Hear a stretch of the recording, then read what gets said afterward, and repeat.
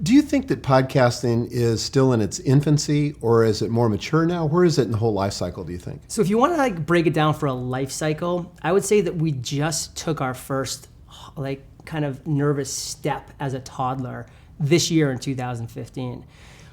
I really do believe in the statement I've heard a lot out there that 2015 is a golden era of podcasting, because you've seen some great shows like Serial that have come out, and they've actually become the water cooler talk in corporate America. People will actually drive to work, and they're not talking about that reality TV show from last night. They're talking about what they listened to as they drove to work, Serial, this riveting show that got downloaded 5 million times in the first 2 weeks, and now it's on to like 75 million listens. It's insane, and it's just a 12 episode, 12-week series.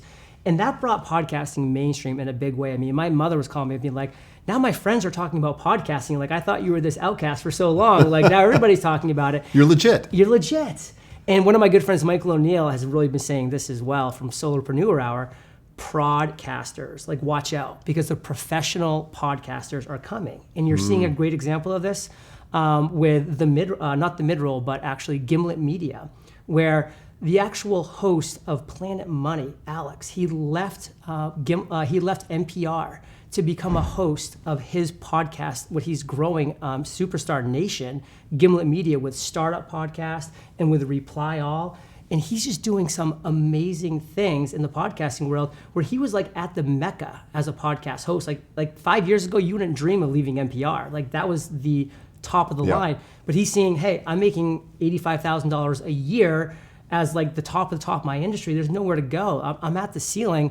I'm looking at other people, like Michael Hyatt, like John Lee Dumas, who are doing that in a month, if not a couple weeks. He's like, I'm in the wrong space. He broke out, and he's bringing a whole professional era to this right now, which is really exciting. It's a great time to be a podcaster. Yeah.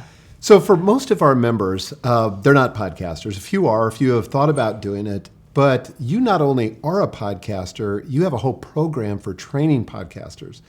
So what would you say to the person who's just wanting to start out, who's thinking about getting started? What are some simple steps that they can take in that direction? So there's a lot of content that's out there on podcasting right now. And something that I love that I've really seen start to take in just the entrepreneur sphere as a whole, really take place in a massive movement type way in 2015, is the value of free.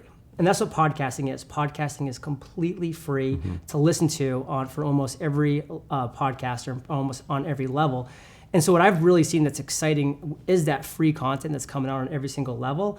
And so, answering your question specifically about where can someone start, something that I'm really proud of, that I've created this completely free, is freepodcastcourse.com.